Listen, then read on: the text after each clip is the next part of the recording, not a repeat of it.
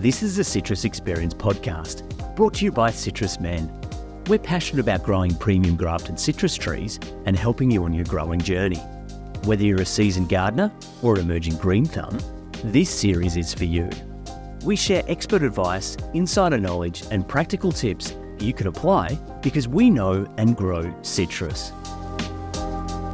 Well, hello and welcome to the Citrus Men podcast. I'm Susan Burns.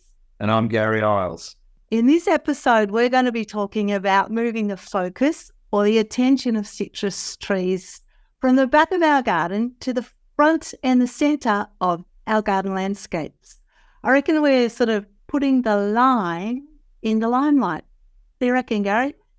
Why do people always put their citrus trees, their lemons and their mandarins, why do they put them out the back of the house to the outer reaches? I suppose it's tradition, Susan, and history that's what people have always done. But it's such a great looking plant. It's good to show it off in the front garden rather than the back garden. I totally agree because we love citrus so much, and I just think they do everything that you could get out of most plants. Like they're most economical. They're so pleasing, and they want to really work for you. So I'm thinking like hedges. Why don't people use citrus for hedges, like a lime hedge? Wouldn't you think that's the most perfect thing? Certainly is. And again, the people don't use it because it's not been in the history of using citrus for hedges. So a lime hedge would give you privacy, it would give you security, it would give you lots of fruit and look good at the same time. Well, does it get any better? No, why would you plant some... Well, I shouldn't say rubbish thing. And it's only citrus for us, Gary, isn't it? It's all about the citrus. But if we were thinking limes, what options have we got? Like what could we use? If we were thinking we're going to put a hedge in the front, we want to get rid of our ugly neighbours not our ugly neighbours, the ugly road. We want to get rid of the ugly road. What would we put? Well, there's a number of choices. The standout will be the Tahiti lime because it's the most popular of the limes, and it's a seedless fruit. The trees give you a good supply of fruit. Fruit can be frozen for the off season. You'll get a lime off the tree a lot of the year. So they continually give to the gardener. So it'd be the number one choice. But then you run into some other choices that are out there. If you live in a cold area where you might get snow, like the snowy mountains or the high country in Victoria, then it's a little bit cold there for a Tahiti lime. So there's a lime called a rainfall lime. Oh, it looks different. Yeah, it looks different, and it's actually orange fleshed inside the fruit. But you can use it for the same uses, and it does work in a cold area. It does have a few seeds where Tahiti is seedless. Then you've got... I think that's the thing. Yeah, the West India. Yeah, look, let's just go back to the Tahiti and the tradition of it. Like, I think it's all about the visual, isn't it? Like, people do think a lime has to be lime green, like a rainbow, you're saying orange, but it's got that fabulous lime flavour, and it is a lime, but it just doesn't look like a lime. I think, I know if you're listening to this, you can't see it, but look, I bought these from the supermarket, and this is a Tahiti lime. What have you got, Gary? And it's green. Yeah. I've got a Tahiti lime, and it's like... Same fruit. Same fruit. And so to explain that, the Tahiti lime is generally picked before it colours up. So it the fruit's still green. So and it's still full of juice, and that's how the population have learned to use limes. But if the fruit's left on the tree to say midwinter, then will colour up like a lemon colour. It's still all the same flavours and everything. It's just that it's fully mature and it's gone to that lemon colour. And so it just shows you that you can use the fruit from when it's not quite mature, when it's green, right through to when it's fully mature and it turns to a lemon colour. Yeah. Still seedless, still a great fruit to use in all aspects. Yeah. It's a ripper little plant, the Tahiti. And I think I like it too because it's very bushy. It's very calipageous. Like it gets low down in the growth. It's like wide in the bum. And I think that's what makes it perfect for hedging. You're suggesting the rangpur if you're in a colder zone. If you're in a warmer zone, you were saying perhaps... Well, in a warmer area, the Tahiti will still be fine, and it won't colour as much because the winters won't be as cold. So Tahiti's still fine, but then you come into West Indian lime, which is good in the more tropical areas. It's a little more aromatic. It's a smaller fruit, and it does have some seeds. So it's still not as popular, but it is a choice if that's the way people would like to go. So that's, and then you've got other limes just to complicate matters a little bit. But there's limes without acid, sweet lime or limetta. And Gary, some cultures really love that fruit with no acid in it. Yeah. But what about the mighty limequat, Gary? And yes, yeah. And the limequat, I did one thing. Yeah. So the limequat. Yeah. So that's a combo. That's a cross of a Nagami kumquats, yeah. And I think a Nagami and a lime. So and a West Indian lime. Yeah. So it's and so there's so many different facets to the lime world. But this is anything you use a kumquat for or a lime, you can use a limequat. So it's and we have to fruit. We have to give fruit, only small fruit. We have to give a nod here, don't we, to the man I love and adore, Walter Swingle. He invented the limequat, didn't he? Yes. Way back in the history of the American citrus industry, Walter was a breeder, and he's well known in the citrus world for some of his varieties that he bred. Yeah, and he did breed that limequat to save the Florida citrus industry. Didn't know, wiped out by massive frosts for a few seasons, and he came up with the limequat. So shows you what a fabulous plant. And a fabulous man. There you are. So going back to our hedge, we've got all these choices, but we've also got size choices, haven't we? Absolutely. So you've got, just mentioning rootstocks, we've got choices in rootstocks that give you a normal size tree to give you a dwarf tree or a smaller tree. So we do a range of citrus and lime, Tahiti lime, one of them that we do on the dwarfing or rootstock to give a smaller tree. So that might work very well for someone wanting they don't want to be 2 or 3 meters high. That won't be 1.5 meters or something like that. So you've got some choices by using different rootstocks, and of course you can always prune to keep to a size. But the 2 main choices are normal rootstock or a dwarfing rootstock to give you those size choices. Yeah. So a dwarf is going to just naturally grow easily to no more than 2 meters, 1.5 to 2, and let's just pick the Tahiti lime. If you've got that with a usual understock or rootstock, you could expect that to grow, 4, 5 meters? I think in most home gardens you wouldn't get that high, but you'd be 3 to 4 meters on your normal rootstock in a good growing situation. But you also see them, not quite that high where the soils are a bit poorer and that. But that 3 to 4, you could count on that if you had a normal rootstock. Which is a mighty sized hedge, isn't it? I mean, that's a really, so now you've got a 3 to 4 meter hedge, evergreen. It's going to produce fragrant flowers, and it's going to fill your fruit bowl with beautiful limes. Really, no brainer. Why would you put in a Photinia?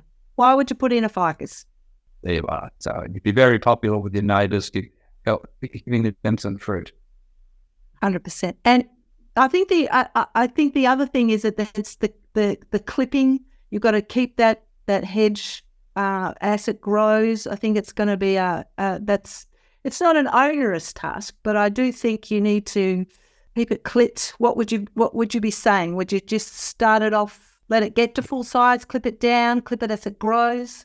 No, just clip it as it goes, and it's not a big task. You just probably I would suggest at the end of the winter, early spring each year, just once it gets to the height and size that you'd like, and just give it a light prune and keep it to that size. And in the next 12 months, it'll grow a bit. You can just clip it to keep it to that size. Pretty easy job. So yeah. And in the hedge, I would I'd say you could plant as close as 1 metre to give you a nice thick hedge, 1 metre apart. You can go a bit wider. It just takes a bit longer for your hedge to fill in. That's all.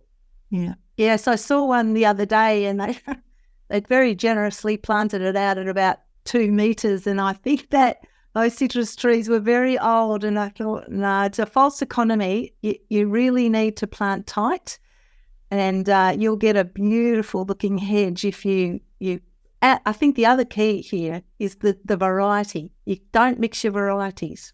No, it's keep it even so that your hedges are up and down and in and out. Then you stay with the same variety, stay with the same source, because that source we use the same rootstock, and so the size will be very much the same. Yeah. So the key takeaways for making a hedge is that you're using the same variety. You can choose between a dwarf rootstock if you're wanting 1.5 to 2 metres, or if you're wanting something bigger, you get your usual rootstock. Define your area, whether it's you think Tahiti's probably going to suit everybody, and plant it nice and tight.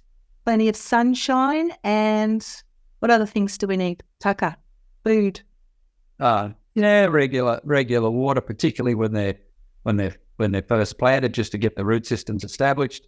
Once they're established, then they're pretty easy going water wise. So taka, foodie. So good regular feed. We like organic things. Yeah. So good organic fertilizer. You'll see our citrus booster on the Citrus Men side. That's a great kick along for the trees, where it helps the tree grow, it helps the tree absorb the nutrients. So it's and they're both natural. Yeah. I think that's so important. People understand more about their body and their gut microbiome. It's very much the same in the soil. So if we're giving our soil really good, organic, wholesome food with all the trace elements, not tinkering around, adding little bits and pieces here and there, but a good organic fertilizer, that's going to create a really nice environment for the roots to grow in, which is vital for citrus. But it's also all the things that are in there, the worms and all that beautiful bacteria that's in there, making that beautiful symbiotic relationship with the plant. If you're using a chemical fertilizer, that's knocking all of that out. It's just really like a drug, isn't it, for the plants? It's not really benefiting the whole entire system.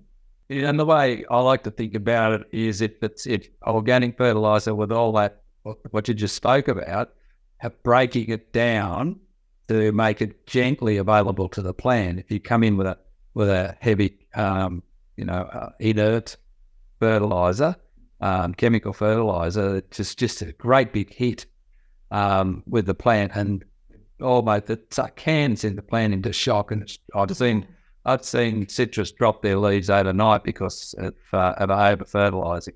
Rarely, if ever, happens with organic because it comes more gently to the plant. Yeah. So So if just for those people that do use those fertilizers, be gentle. Because nature isn't making it gentle. With an organic fertilizer, nature's making it gentle for the plant. Yeah, I think that's that's such beautiful advice, and it's the consistency, isn't it? Like you need to be regularly keeping them fed. They're hungry, they're gluttons. They really are always looking. I call them the teenagers of the plant world, citrus. They're always looking in the pantry cupboard for something. So if you've got that beautiful organic fertilizer there, and it's readily available when they want it, and that's why we love the citrus booster too, because that just gives them that's just a little boost to keep them hungry, and those little feeder roots searching around looking for the big meal. Yeah, so that's a nice segue into to the mulching, which is also kind of crucial because it keeps down the weeds or any because the citrus don't like competition because they are surface rooters. So what's your go-to? What do you like in a mulch for citrus, Gary? Well, I'd like something that's going to break down and give you that humus in the soil. So and like you just said, they're surface rooted, so it holds the moisture. And what I like some of the sugarcane mulches. Sugarcane mulches don't have any nutrient, but they are very good at breaking down and holding moisture in the soil. What I don't particularly like is the wood-based mulches. Because they do the job for weeds, they do the job for holding moisture, but they do suck up nutrients. So they'll take nutrients away from the plants that you're mulching. So if you go for a more straw type mulch, then they won't rob you of your nutrients so much like the wood-based ones do. Yeah, that's a very important consideration because that breaking down of wood and fibre does pull things from the soil, but it's also hard. I mean, that's why we love worms in the garden, because they're actually pulling down and making burrows and furrows, and they're coming up and getting that soft mulch. They're actually feeding on it and pulling it down into the ground. So again, that's why I do like to say for people, just please be careful when you're getting manures, because sometimes they've got vermicides in them because of animals being wormed, so particularly horses. So it sometimes can knock your worm population out. But yeah, there are lots of options. The sugarcane mulch is a good one. There is another one called Hooflung dung. I did have quickly said that, but that's a nice combination of like a straw and a compost and I think a fertilizer. So it's kind of a 3-in-1, which is nice. So and they're good. Would you? Okay. I think too for pots. Would you, if you're using pots, would you? Yeah, I in fact in our growing system we use some surface mulch. Yes, anything in a container, a large container, the mulch help keep the moisture. It helps and breaks down, same sort of thing. So yeah, I don't see. Yeah, that's a good thing to use there too. Yeah, for sure. Well, so we've got, I mean, it's a no-brainer, I suppose. People know about using citrus in pots. They are a beautifully decorative thing to have in your garden, in your front garden, in your entrance. But I think the hedge thing is a lovely thing to think about, to consider as an alternative. But while we're talking about limes and alternatives, we could talk about our loved native limes, the citrus gems, because they also would do that job for us. They could make a very lovely narrow hedge or a espalier. What do you think? Yeah. Well, yes. I mean, I think also with the big, personally, yes, they would make a nice hedge. That for you to have some finger line supply. The other thing is you could, unlike we were saying to keep it even, if you could go with the different colours, so you could get some greens, some pinks, some reds, to have a range of colours with your finger lines, because they're such an interesting fruit. Yeah, so they're extremely valuable fruit, as we see in a lot of the restaurants and cooking shows. They're been very popular, and I like them in a mineral water or soda water. A bit of zinc to a drinking. mineral water or soda water. Yeah, no, they're a fabulous fruit, and I think the more people are going to grow them, the more experimentation we'll get with how people use them. I know there's a lot of people that use them in marmalades and candying them and squeezing out lovely with shellfish and in sauces and things. But it is such a wonderful plant to grow, and I think really pretty. Those espalier citrus gems that we've had are just beautiful because they've got such tiny leaves, such small flowers, that's so clipped on a trellis or on wires, they would just look fantastic. And I think the idea of using them in a hedge, mixing the colours, because there's not too much variation in the foliage, so you wouldn't get a distinct different pattern, would you? Yeah, the foliage is similar. The growth habits are a little different. So you've got something like rainforest pearl, which is a pink. It's very upright growing. So, if you wanted a higher hedge with finger lines, you could go with something like that. Then green sapphire is a mid-green colour, the fruit, and it's a very willowy, much softer habit.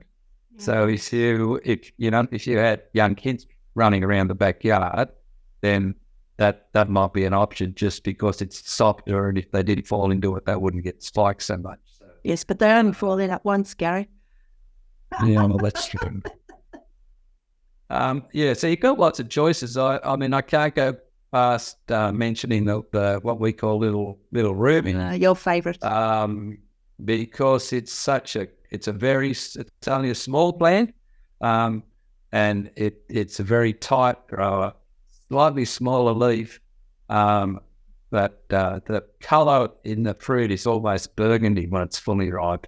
It's a little bit smaller fruit, but nice little plant. We make a lovely little hedge, or if you don't have room for a hedge, a large pot just near your kitchen, so you can use the fruit in your cooking. Yeah, fabulous. And the fruit inside, what we call the pearls, or the caviar, it's sometimes called. It's not really, if you're a vegan, it's totally plant-based, but it's that's red, isn't it? It's delicious raspberry red in that little ruby. It's beautiful. Yeah. And we have... And the other thing I mentioned, if you did have a couple of different ones in the little hedge, you would then be able to taste the difference between you pick one and the other, and the colours, you'll see and you taste the difference in the fruit. You don't notice so much if you're just eating one here and there, but if you pick a couple together, you can see there's quite a different flavour difference. We do have some of our lovely citrus men friends write in and ask about email about when the fruit is ripe on their finger lines, and maybe it's again the colouring thing because we're used to lemons going yellow, but with a finger lime, it's a little bit more difficult to know. Especially if it's your first one and you've only got two, you don't really want to pick it. That's not right. No, that's right. Well, the system with the finger lime is slightly different to the other citrus. Is that it flowers in the spring, and then that fruit is ripe by the following autumn. So some of them you could probably pick from about Christmas on. Others later in the autumn, and I've picked a couple this morning that are just hanging on, and they're well and truly mature. So the other thing is the colour. The colour doesn't really express until the fruit's getting to maturity. Okay. So a red or a pink, if you pick it early, it won't have the colour. The colour comes later as the fruit matures. But if you try to work out whether they're ripe or not, generally we look at it, break the fruit in half, and if the caviar, let's call it, if that all pops, just oozes out, then you can say that it's ripe, it's ready to go. Yeah, that's amazing. Yeah. And we often say that your tree is the best fruit bowl to store your fruit. Like if you've got mandarins or anything, don't pick them all and bring them inside because they get sweeter and juicier as they stay on the tree. But is that the same with the finger limes? Do they get better in flavour? I think, because the juice builds up. If you pick them early, you won't get as much juice and they won't get the flavour. So, yes, the longer on the tree, the better it'll be. Yeah, fabulous. Yeah, great. Well, look, we've certainly given people a lot to think about for options for, starting them on their journey of taking the citrus from the backyard and maybe thinking about using them more in the front yard. And I think that whether you want to go down that traditional path with a lime, a Tahiti lime or rainpool, you've got lots of options there. And I think it's certainly, if you want to have a go with the native lime, I think also they will take a bit more shade, won't they? If you're going to need a lot of sun for a normal citrus, but for the finger limes, yeah. Bear in mind, finger limes in their native habitat are understory plants from the rainforest. So their heritage is growing in shade. Now they will grow in full sun. We grow them in full sun. So, but they will grow in shade. They don't grow as tight. They're a bit more sparser plant if they're in shade, but they will grow in shade. But they are a rainforest plant. So we have to remember that it can push nature so far, but Mother Nature has a way of putting you in your place. Always listen to Mother Nature, I say. That's right. And I just look at just another quickie on that because I know that people ask, Gary, because natives traditionally don't like phosphorus in the fertiliser, and so a lot of people buy a native fertiliser for their native plants. But with our citrus, because they're grafted, that's not so. Yeah, we use a normal citrus rootstock underneath the native lines. So no need to buy special native fertiliser. As I said before, organic fertilisers tend to have a broad range of nutrients, and you don't have to be worrying about too much of this or not enough of that. It's they'll be fine. Yeah, and I think too, from an economical point of view, buy one blooming bag of fertiliser. You do not need to have rose, citrus, banana. Just one good organic all-purpose fertiliser is all you need.